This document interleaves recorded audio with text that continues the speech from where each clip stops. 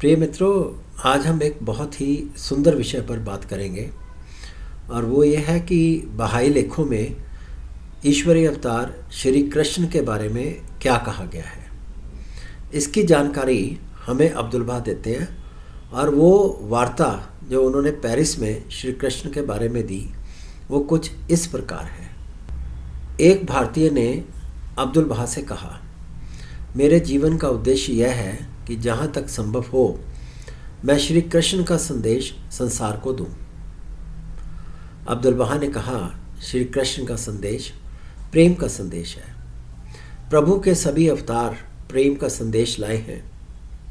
किसी ने कभी यह नहीं सोचा कि युद्ध और घृणा अच्छे हैं। सभी यह कहने में एकमत हैं कि प्रेम और दया ही उत्तम है।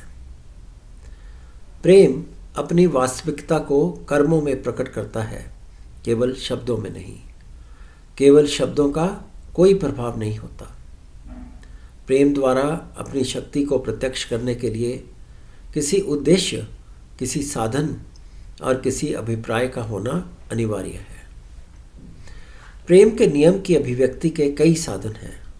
परिवार के प्रति प्रेम, देश के लिए प्रेम, जाति प्रेम, राजनैतिक उत्साह और सेवा में हितों की समानता के लिए प्रेम। ये सभी प्रेम की शक्ति को दर्शाने के तौर तरीके हैं।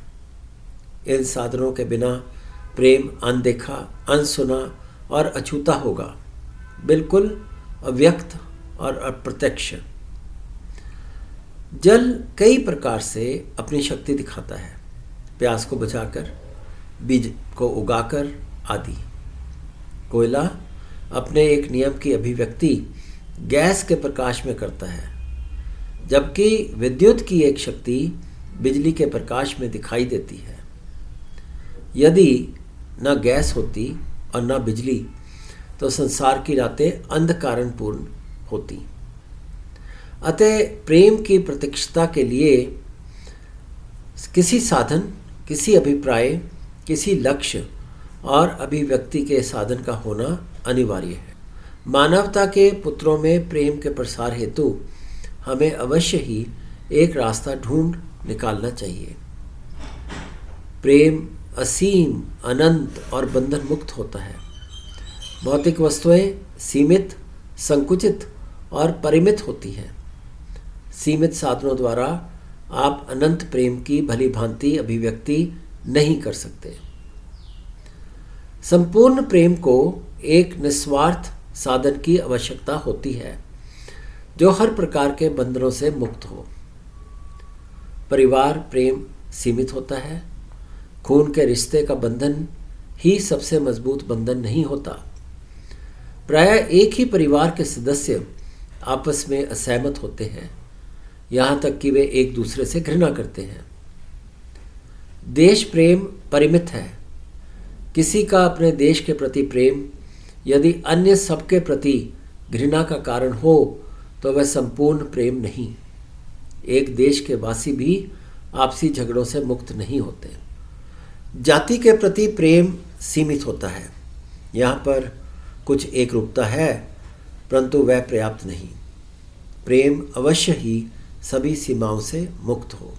स्वयं अपनी जाति के प्रति प्रेम का अर्थ अन्य सभी से घृणा हो सकता है और प्रायः एक ही जाति के लोग भी एक दूसरे को पसंद नहीं करते।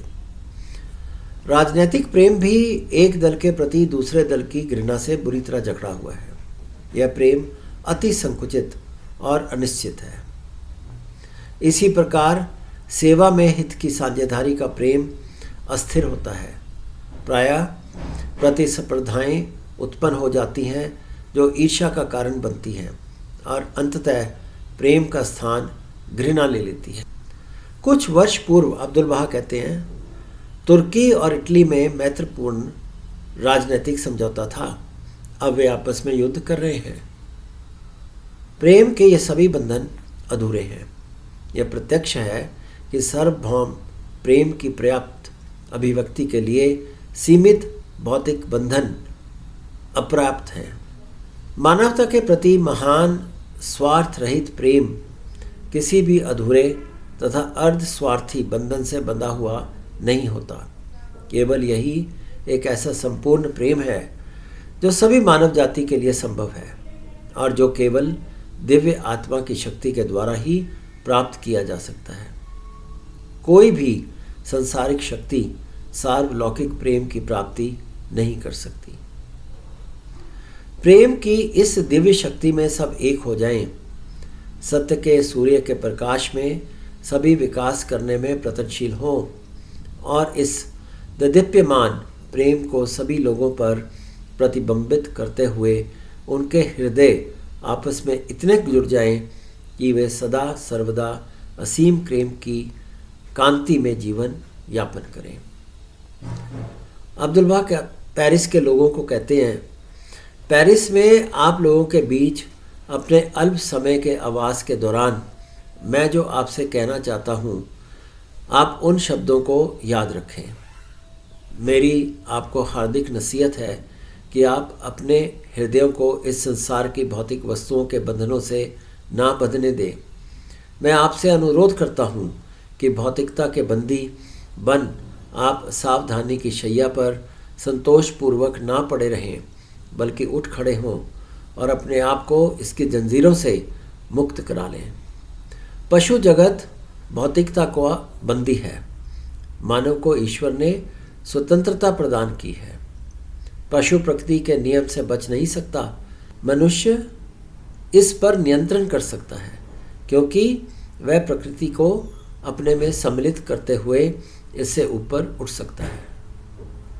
मनुष्य की बुद्धि को निखार कर दिव्य आत्मा की शक्ति ने उसे इस योग्य बना दिया है कि वह कई प्राकृतिक नियमों को अपनी इच्छा अनुसार ढालने के साधन ढूंढ सके। वह हवा में उड़ता है, समुद्र में तैरता है और यहाँ तक कि पानी के नीचे भी चलता है।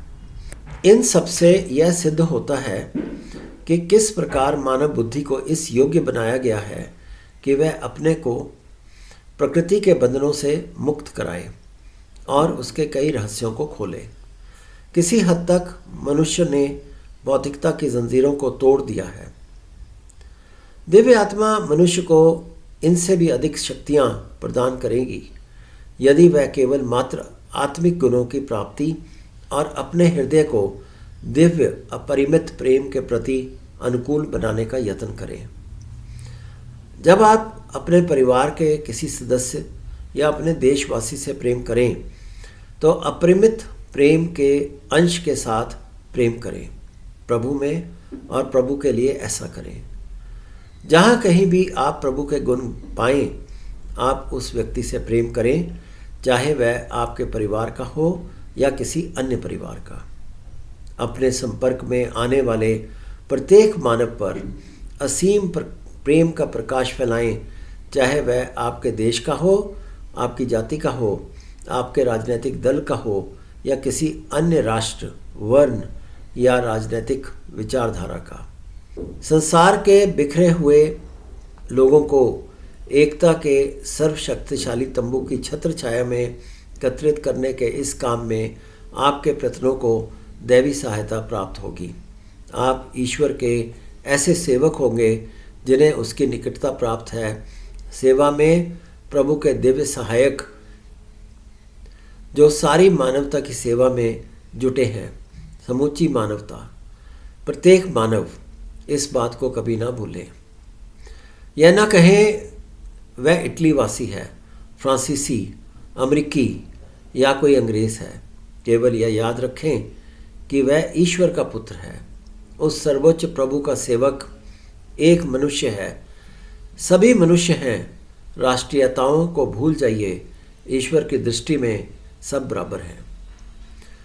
स्वयं अपने सीमा बंधनों का ध्यान ना करें। ईश्वर की सहायता आपको प्राप्त होगी। अपने आप को भूल जाइए। प्रभु की सहायता निश्चय ही प्राप्त होगी। जब आप अपनी सहायता के लिए प्रभु की दया की याचना करेंगे तो आपकी शक्ति 10 गुना बढ़ जाएगी। अब्दुल बाह लोगों को कहते हैं, मेरी ओर देखिए, मैं कितना दुर्बल हूँ, फिर भी मुझे आपके बीच आने की शक्ति मिली। ईश्वर का एक तुच्छ सेवक जिसे आपको यह संदेश देने के योग्य बनाया गया है। वे कहते हैं, मैं अधिक समय तक आपके साथ नहीं रहूँगा। किसी व्यक्ति को स्वयं अपनी दुर्बलता पर कभी ध्यान नहीं देना चाहिए। अपनी दुर्बलता का विचार केवल मात्र निराशा ला सकता है। हम निश्चय ही सभी सांसारिक विचारों से ऊपर उठकर सोचें, प्रत्येक भौतिक विचार से अपने आप को अलग कर लें, आत्मिक वस्तुओं की आकांक्षा ना करें, अपनी दृष्टि को सर्वशक्तिमान प्रभु की अनंत कृपा पूर्ण दया पर केंद्रित करें, जो हमारी आत्माओं को अपनी आज्ञा एक दूसरे से प्रेम करो कि आनंद पूर्ण सेवा को प्रसन्नता से भर देगा। तो प्रिय मित्रों, यह है अब्दुल बहा की श्री कृष्ण के ऊपर वार्ता। और वास्तव में अगर हम विचार करें तो श्री कृष्ण प्रेम के ही संदेशवाहक थे। इस वार्ता को सुनने के लिए आपका बहुत बहुत धन्यवाद। इस चैनल को कृपया सब्सक्राइब करें और घंटी का बटन भी दबा दें। आपका एक बार फिर से बहुत धन्यवाद।